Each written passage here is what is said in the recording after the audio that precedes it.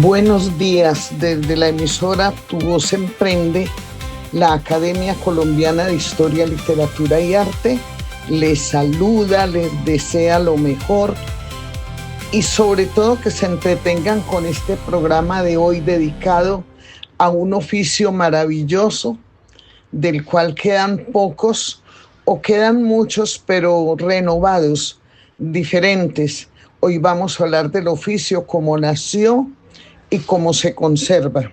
La Academia Colombiana de Historia, Literatura y Arte, con esas tres palabras, historia tomó dos letras, I, de literatura la L, IL, y de arte AR, forma la sigla hilar, porque nosotros hilamos vida,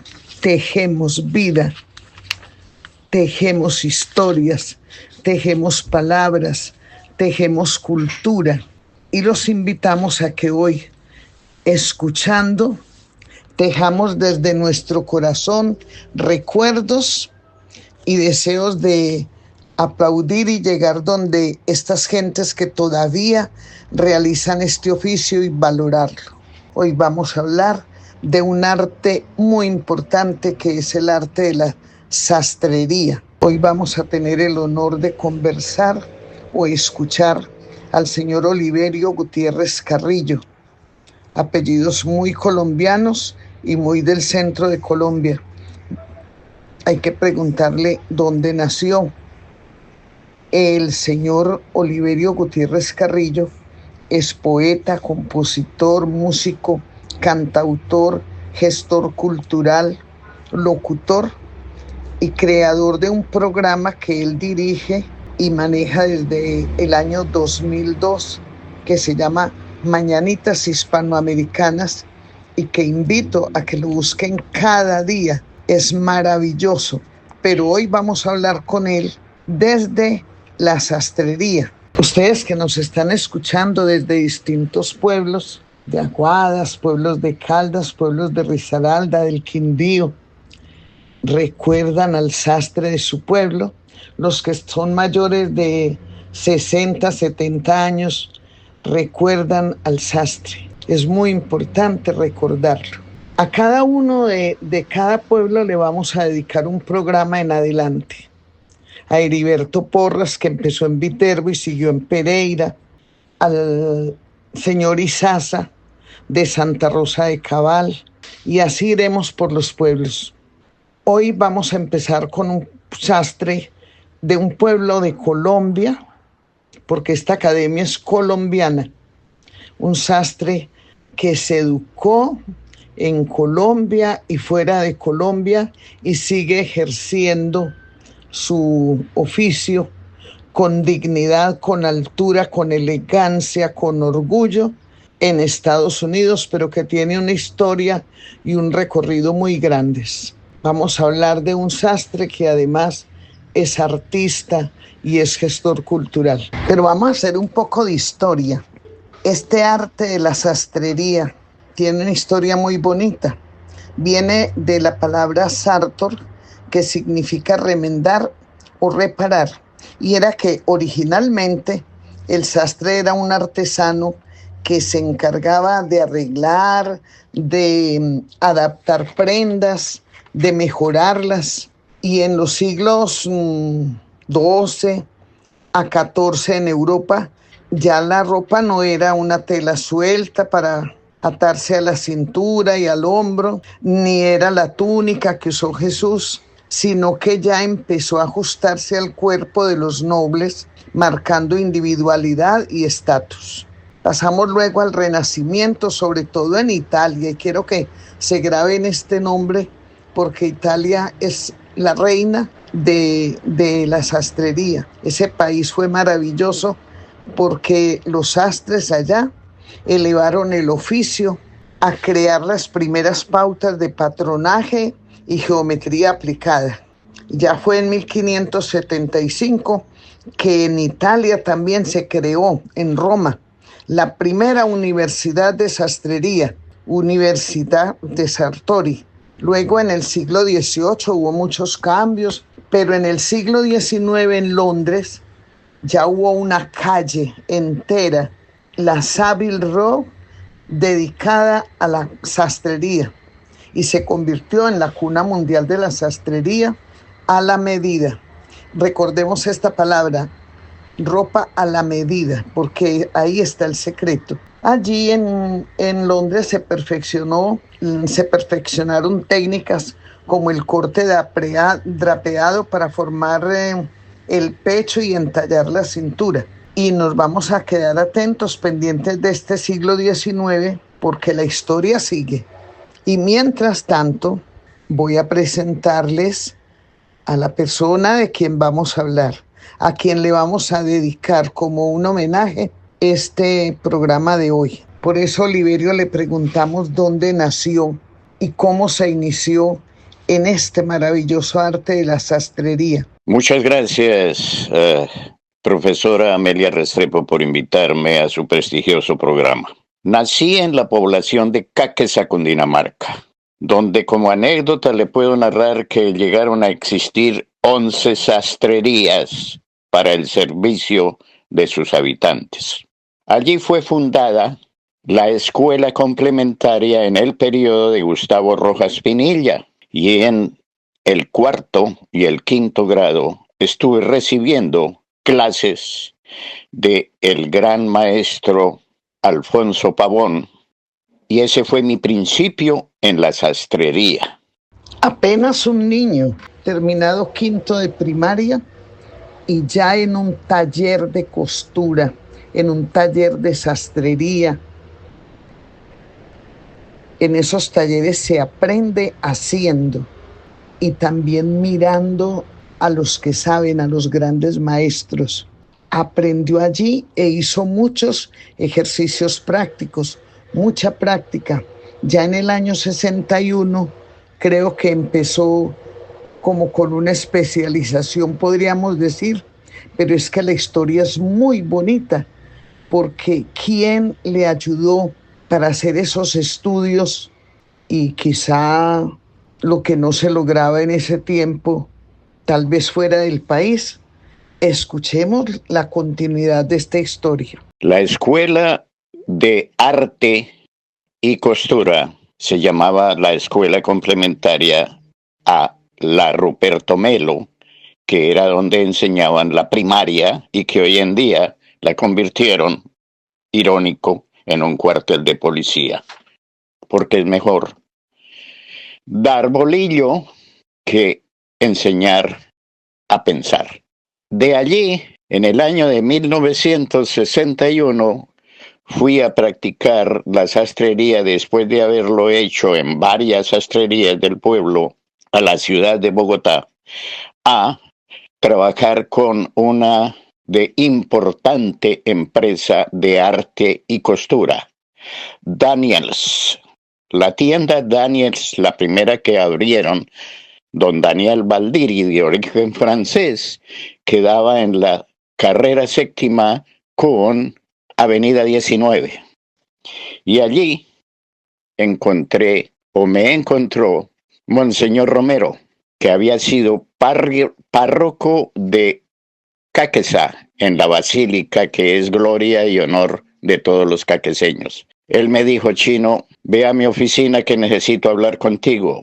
El resultado es media beca para ir a Barcelona, España, a estudiar arte de alta costura de sastrería en la Academia Rocosa, que quedaba y era regentada por los salesianos en la urbanización Sarría, en Barcelona.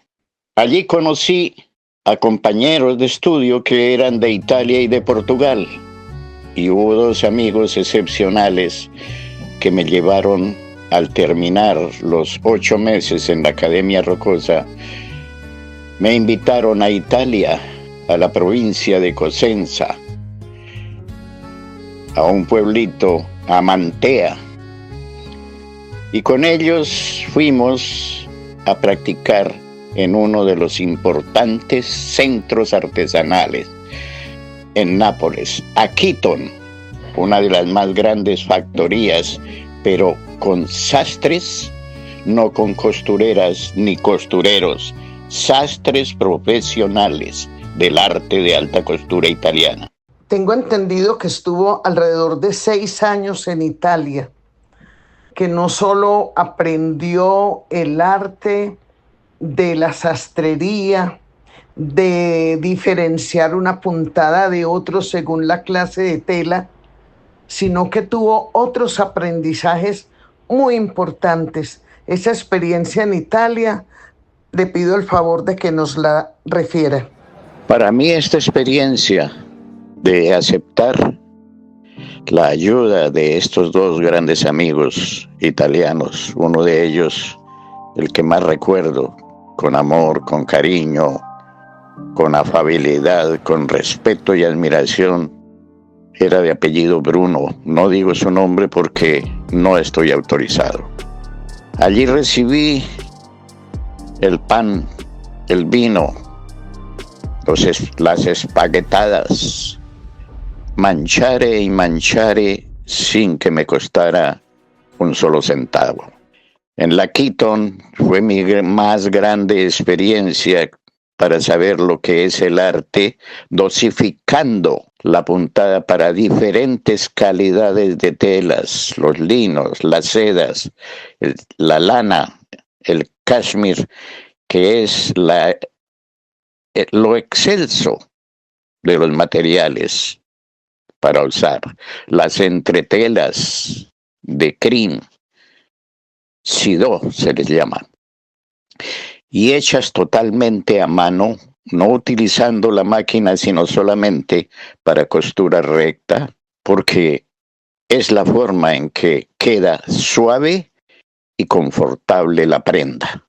También tuve la oportunidad de ir a Milán y practicar también con otra prestigiosa empresa, para luego de haber hecho amigos y conocer solamente el camino o las cuadras que había que caminar o el autobús que había que tomar para llegar a las prácticas, no conocí otra cosa de Italia. Con estos fratellos, amigos italianos, aprendí lo que es el amor por el prójimo, sin ver el color, la raza, ni la nacionalidad. Aprendí que hay que vivir una guerra de destrucción casi total para aprender a compartir, dejando aparte los individualismos y las prácticas que separan. Esa experiencia me la llevé a Colombia. En el año 65 regresé a la ciudad de Bogotá y no encontraba casi trabajo porque mi mentalidad había cambiado en cuanto a lo que debía de cobrar por mi trabajo. Cuando me preguntaban cuánto quiere ganar, yo decía: le voy a hacer una muestra que si usted confía en mí, vea lo que tengo puesto. Eso es lo que yo hago. Después de que lo termine, usted dirá cuánto me paga. Con todo ese saber, con ese deseo de volver a su país, vamos a ver cómo sigue esta historia y cómo fue la experiencia de él otra vez en su tierra. Sería que por fin pudo quedarse, pero ya sabemos que está en Estados Unidos. Entonces, ¿qué pasó? Escuchemos a este poeta, sastre y a este gestor cultural que nos cuenta una historia del arte de la sastrería y todo lo que tuvo que caminar. Así trabajé para Francisco Guonima. Trabajé también y a muy bajo costo, porque no podía, los sastres en Colombia no cobraban tanto para poderme pagar lo que yo aspiraba a ganar. También trabajé con sastrería argentina atrás de la iglesia de Chapinero, con un señor que tenía mucho prestigio y era de la ciudad de Buenos Aires, Casa Argentina. También trabajé en Casa Jack, en Chapinero.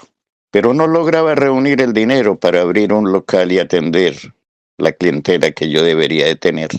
Le hice unos trajes a un colombo venezolano que era auditor de la flota mercante gran colombiana. Y él me dijo: Oliverio, te tienes que ir para Venezuela, porque allí es donde está la posibilidad de que tú puedas progresar. Aquí estás perdiendo el tiempo.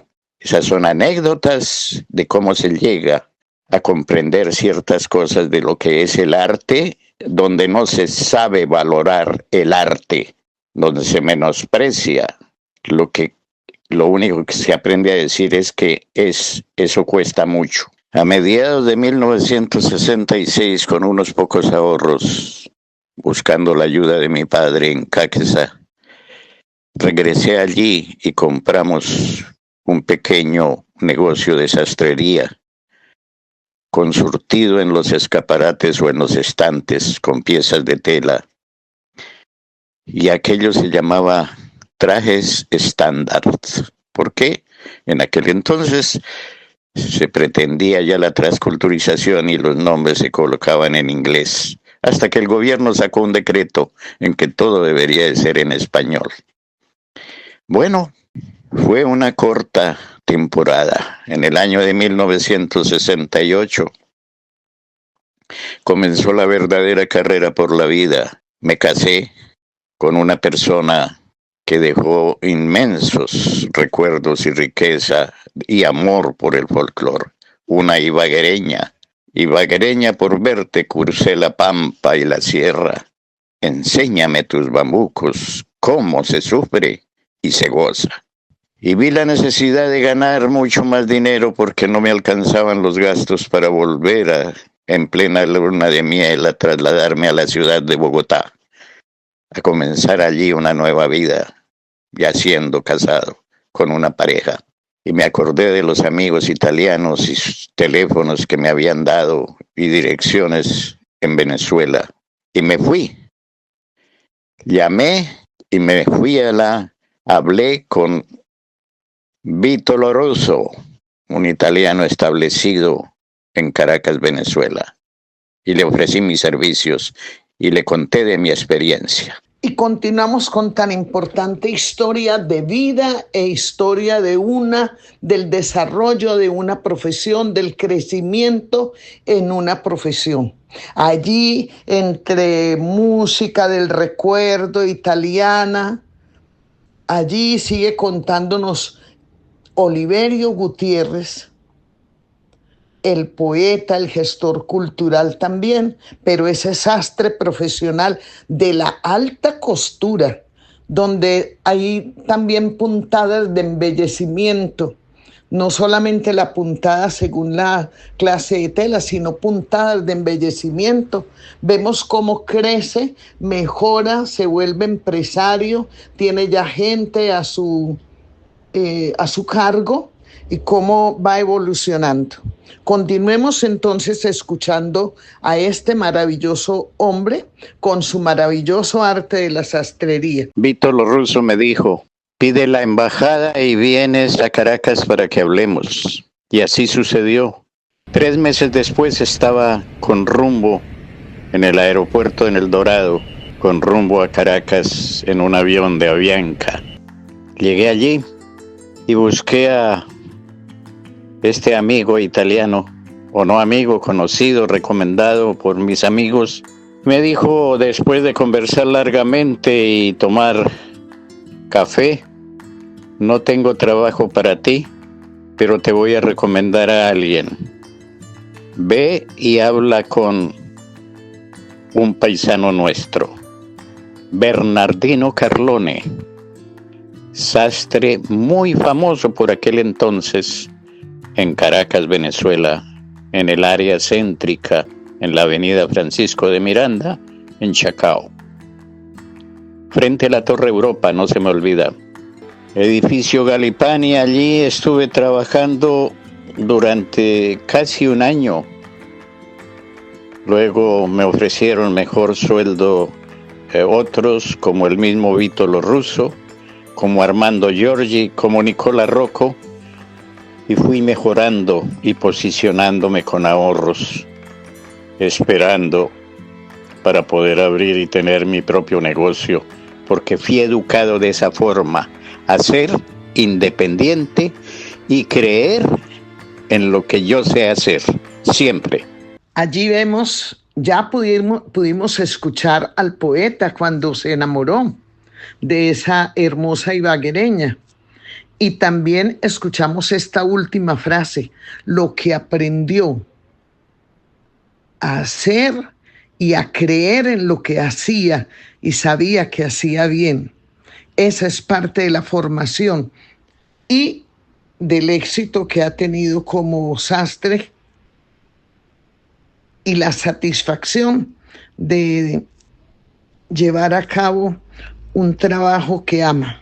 Vamos a hacer un alto en el camino para escuchar a una escritora argentina, Esmeralda Longhi Suárez, una gestora cultural de Mar del Plata, contándonos también en pocos minutos la historia de la sastrería en Mar del Plata. Hola Amelia, ¿cómo te va? Y te voy a responder. En Mar del Plata, la sastrería comenzó su nacimiento a comienzos del siglo XX, con la llegada de los turistas a La Feliz, que en ese momento se llamaba Mar del Plata, fundada en 1874.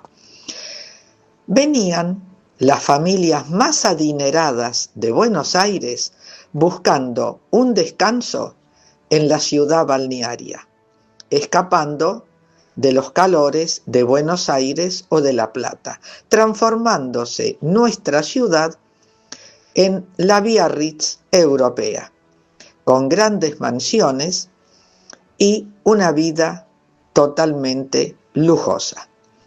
Entonces, los sastres comenzaron a confeccionar trajes para los hombres de esas familias que llegaban a lucir ropa por la Rambla francesa, por la Rambla Bristol y además en los salones lujosos del Bristol Hotel, Yacht Club Mar del Plata o también el Teatro Odeón, donde se realizaban importantes espectáculos. Así es como las tiendas adquirían casimires franceses e ingleses, entre ellas Casa Muñoz, 1914, la tienda Los Gallegos, 1930, y otras sederías como la Rex y la Venus, donde no solo vendían telas, también en esas tiendas estaban los sastres que confeccionaban los trajes, con moldería europea, francesa e inglesa. También tenemos que destacar que había negocios que vendían solamente trajes para hombres, con sus chalecos correspondientes. Pero dentro de estas tiendas, que solo vendían trajes, también trabajaban los sastres para arreglar aquellas prendas que quedaban o un poco largas o un poco cortas, y el usuario quería lucirse lo más elegante posible. También los sastres hacían trajes de baño para los hombres que iban desde el cuello hasta los tobillos, y de esa manera concurrían a los baños marinos separados de las mujeres. Y aquellos hombres que usaban largavistas para ver, aunque sea el tobillo de alguna señorita, eran arrestados o tenían que pagar una multa. Sucesos atractivos de Mar del Plata, que recuerda, entre algunos nombres, a los sastres Rosato y Juan Salas. Hasta la semana próxima y gracias, Amelia. Profesora Amelia Restrepo, es un gusto estar en su programa. Es un gusto poder contarle a la audiencia cómo el arte lo puede llenar a uno de confianza, de orgullo, cuando elabora cualquier obra hecha con tus manos, mejorar o hacer que una anatomía se vea bien. que se mejore la presentación y la estética. Y por eso los sastres de alta costura, y digo de alta costura en el arte sartorial, somos recomendados por nuestros propios clientes que nos llevan a altos ejecutivos, a presidentes o expresidentes o ministros y importantes personajes de la medicina o de la arquitectura o de la política, que no pueden faltar, claro está. Y eso es cuando uno tiene confianza en lo que aprende y a conocer verdaderamente el arte. Como un arte es lo que usted está haciendo, divulgando con orgullo lo que es nuestra cultura, nuestro folclore, la poesía y la literatura. Gracias, doctora Amelia, profesora Amelia, por tenerme en su programa. Y un saludo, ya es tiempo, a toda la audiencia que usted cautiva.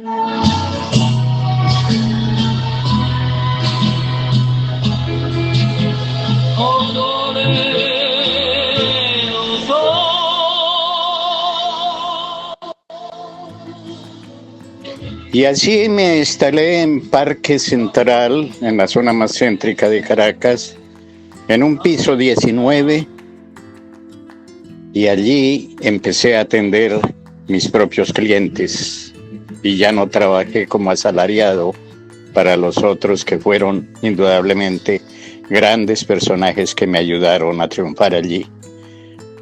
Algunos clientes se retiraban de mis antiguos patrones e iban a mandar a hacer mis obras a la medida, y donde tenía colaboradores como Jesús Taboada, como Luis Brito de Venezuela. Taboada era de Galicia. También un italiano que se sentía honrado de estar, Nicolai Fito, ¿sí? Y dos asistentes venezolanas, una de San Cristóbal y otra de Caracas. Mi vida transcurrió allí, hice progreso, fortuna, y nunca me hicieron sentir extranjero, porque Venezuela fue pródiga para todos los inmigrantes de Latinoamérica y de Europa.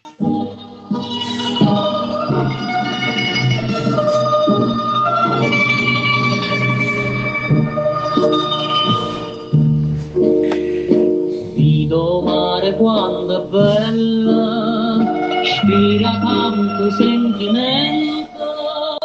Pero toda buena época llega a su final. Empezaron los cambios en la política, el control de precios por el gobernante que estaba en aquel entonces, y por problemas que venían arrastrando en la economía, pues no podíamos renovar los inventarios porque los dólares costaban demasiado alto, y empezó la devaluación de la moneda durante el régimen de Luis Herrera Campins y luego Jaime Lucinchi. Y eso fue malo para el comercio venezolano. Y también la crisis de familia, cuando uno se dedica a atender con amor la profesión, lo que le gusta, y responder por los colaboradores. 3 sastres que trabajaban conmigo, 2 asistentes muy eficientes, la que llevaba la agenda y que además hacían las puntadas de embellecimiento.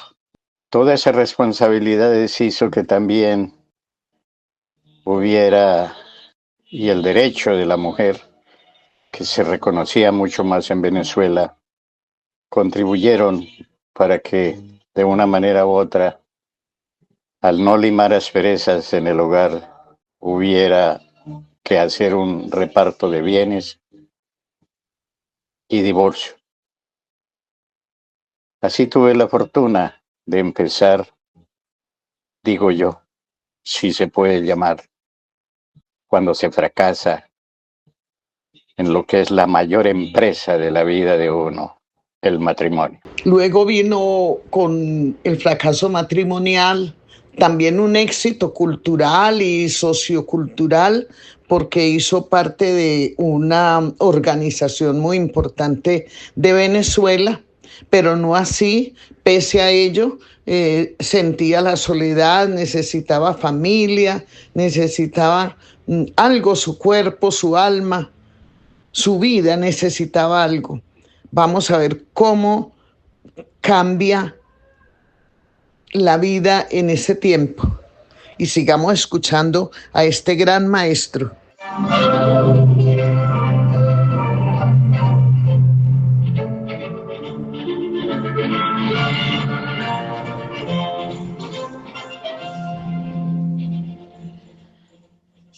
Por aquel entonces, como personaje importante, artesano colombiano que se había destacado en la ciudad de Caracas para muchas personas, me buscaron para integrar la sociedad Mario Grosso Lesmes.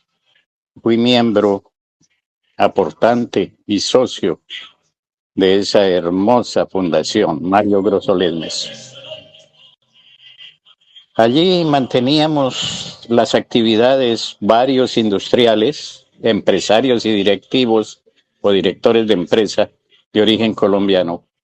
Nos encargábamos de todo lo que es el acervo cultural de la nación colombiana y colaborábamos con la embajada y con el consulado en Caracas. Tuve la oportunidad de estrechar la mano de Ernesto Samper Pisano cuando lo presentamos en varias charlas en los salones de Pro Venezuela con exposiciones de arte, folclore y cultura de Colombia. También realizamos homenajes a Rafael Escalona, a Gabriel García Márquez, que no pudo asistir y nos mandó a su hermano. Se realizó también un festival vallenato y las importantes celebraciones como el 7 de agosto, el 20 de julio. De todo eso nos encargábamos los miembros y socios de la asociación Mario Grosso Lesmes. Pero esto es tema de otro programa. Gracias, doctora y gran maestra Amelia Restrepo, por tenerme como invitado. Es un honor para mí y por toda su audiencia que en el mundo escucha su programa. Y un abrazo para todos mis paisanos colombianos. Al sentir la soledad, al no tener un hogar, viajaba a la frontera. Hacía 14 horas de carretera en mi automóvil, en mi auto. Todos los viernes en la madrugada me iba hacia la ciudad de San Cristóbal y alcanzaba a llegar esa misma noche a Cúcuta, donde hablaba con mi madre, mi padre, mis hermanos en Bogotá, en Villavicencio, en Bucaramanga,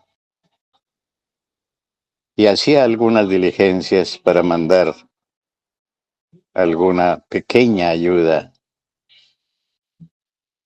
ya que no tenía un hogar. Y conocí a alguien que se vino a convertir en la nueva esperanza de un mejor futuro y muchas ilusiones. Y un gran amigo compositor que era mi hermano, como más que mi hermano, allí en Venezuela, nacido en el barrio La Perseverancia en Bogotá, fundador de los Amerindios. Él se llamaba Alfonso Posada, compositor, barítono. Y así comenzó una relación y ese amigo se portó más que como un hermano. Me abrazaba, me consolaba y me animaba para salir adelante sin pensar en lo que había quedado atrás. Fue mi consejero, mi gran amigo, y creía y me animaba en que debería de seguir con el arte, con la sastrería y no echarme para atrás. Él y Yolanda, su esposa, hicieron también en mi soledad la gran ayuda y el gran ánimo. Y me enseñaron y me dijeron: cante, hermano, que usted canta bien. Toca este cuatro, que es muy simple tocar el cuatro venezolano. Y ahí comencé a retomar lo que mi padre había prohibido: el amor por el canto folclórico, por mis bambucos, por los pasillos, los valses, y también por algunas canciones latinoamericanas. Apreciada profesora, la verdad que es una dicha poder contar a toda la audiencia de tu programa partes de mi vida como profesional del arte de la sastrería. Con una nueva pareja, y para no recordar los hechos de los años pasados, decidimos aceptar una oferta para venir a la Isla del Canto en el descubrimiento de América, los 500 años, en el año de 1992. Fui invitado por la alcaldía de Puerto Rico para hacer una exposición de arte. Ya tenía yo clientes en Puerto Rico, clientes que me mandaron la invitación y querían que viniera a tomar medidas y hacerles la ropa que no encontraban en Puerto Rico un sastre de la calidad como este servidor. Y así vine a los Estados Unidos. Pero luego, en un viaje de recreación por la Florida, decidimos que la Florida sería el sitio para vivir y para continuar nuestra vida. En mi segunda luna de miel, y con una colaboradora nacida en el departamento norte de Santander, en el pueblito de Tibú, donde existe la refinería de petróleo más antigua de Colombia y donde se ha mantenido durante muchos años sacándole el producto a la tierra para enriquecer a familias de políticos, y al pueblo lo han dejado aguantando miseria, descuido y sin progreso. Esa es mi experiencia al ir a visitar en 3 o 4 ocasiones la familia de mi esposa para pedir su mano, para responsabilizarme ante su padre y decirle que yo tenía un futuro en Venezuela y que quería llevarla para Venezuela. Ella se convirtió en mi primer asistente, aprendió todo lo que es la puntada, los adornos, el embellecimiento de la obra, lo que se llama en Europa o en España, en Barcelona, aprendí la primer asistente del maestro de sastrería. Mi esposa Edilia ha sido la que, en una larga estadía, donde en los Estados Unidos, sin estar legalmente, tuvimos muchas dificultades, pero he triunfado como artesano para mostrar con amor y con honor y representar a Colombia sin haber hecho nada ilegal, nada de mentiras para obtener papeles. Tuve que esperar 23 años por un hijo que nació aquí para lograr tener una green card, que es el sueño de todos los que vienen, la gran mayoría retirados, a contar mentiras de persecución, a decir que le secuestran la familia y una cantidad de cosas para obtener aquí la residencia y la ayuda y el apoyo del gobierno norteamericano. Yo nunca lo he tenido. He sido un artesano orgulloso manteniendo mi escuela de la Academia Rocosa y el maestro Alfonso Pavón en Caquesa, Cundinamarca, de don Daniel Valdiri en Daniels, de don Pedro Rocha, gran sastre que dirigía el departamento, y de todos los italianos residentes en Venezuela, como Vito Lo Russo, como Nicola Rocco, como el gran Carlone. Todos ellos, Vito Fenelo, todos ellos hicieron de mí que superara y que nunca desmejorara la calidad de lo que es el arte de la alta costura. Clientes aquí como grandes, mencionaré a una gran personalidad, neurocirujano de origen colombiano, director de la cátedra de neurocirugía en la Florida. Es uno de mis clientes. Ya voy retirado. Cardiólogo de origen puertorriqueño.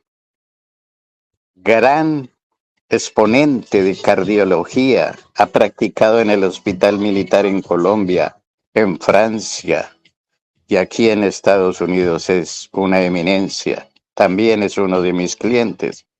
Directores de empresa, trabajadores directivos en Disney, en Magic Kingdom, en SeaWorld, y también algunas personalidades de la Iglesia Católica. Muchas gracias, mi querida Amelia Restrepo, por darme la oportunidad de exponer todas estas cosas, y me pediste una canción con el mayor gusto, porque aquí en los Estados Unidos es donde siente uno que le hace falta la patria, donde no hay familia, donde no hay amigos sinceros, donde todo el mundo vive ocupado pensando en el dinero. Aquí se siente siempre la falta de los amigos, de la familia y la patria. Y por eso hice Quiero cantar un bambuco que me recuerde la tierra, aquella que yo dejé sin sentir que era un poeta, para vivir un exilio sin riqueza y con tristezas, tristezas de muchos años recordando tus bellezas. Gracias, y para ustedes este sonido de Quiero cantar un bambuco.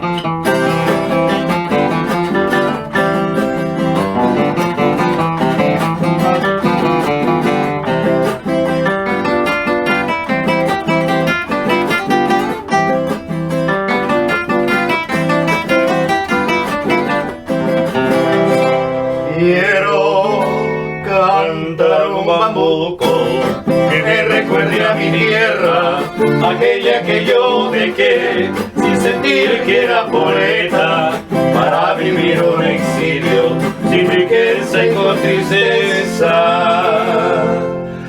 Exilio de muchos años recordando sus bellezas, exilio de muchos años recordando sus bellezas.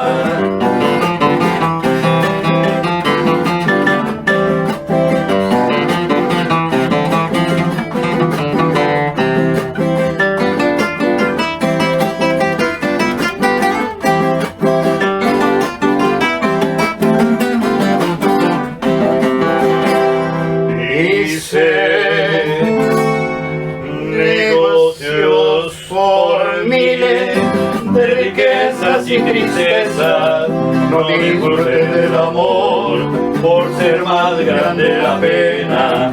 Mis afectos más cercanos los cambié por la tristeza, donde es difícil contar de una amistad bien sincera.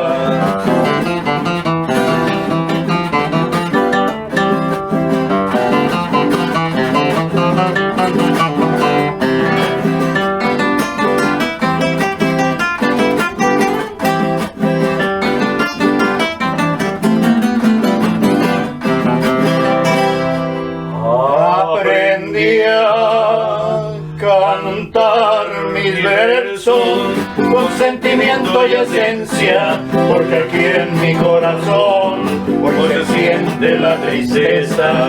No hay paisaje que sea hermoso si se siente la tristeza. No se disfruta el amor porque es más grande la pena. Quiero cantar un un bambuco que me recuerde a mi tierra. Con un agradecimiento muy grande y más grande, mi admiración cada día para el maestro Oliverio Gutiérrez. Vamos terminando este programa contando la historia de ese arte. Recuerden que ahora en Colombia es Ministerio de las Culturas y las Artes.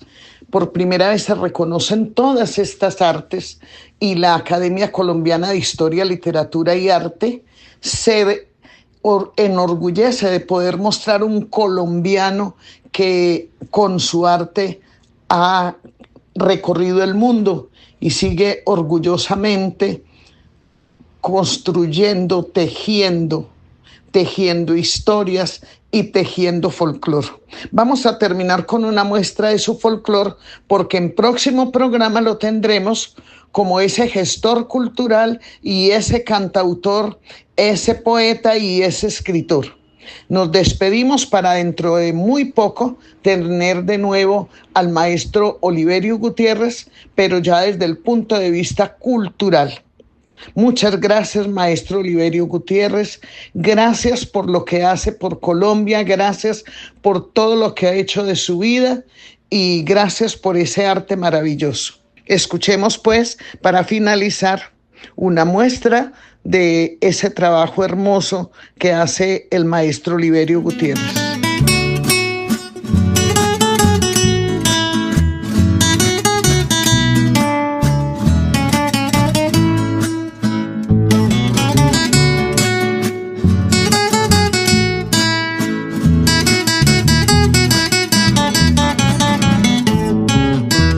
Con este vals que tiene la esencia de las flores, te canto con el alma clave de mis amores. Tú embelleces mi entorno, donde escribo mis versos, Que son fragancia viva de tu perfil soberbio.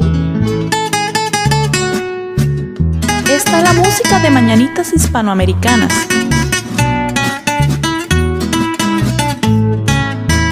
embelleces mi entorno, donde escribo mis versos, que son fragancia viva de tu perfil soberbio. Tu aroma me da vida para seguir soñando, Tu perfume me embriaga para seguir amando.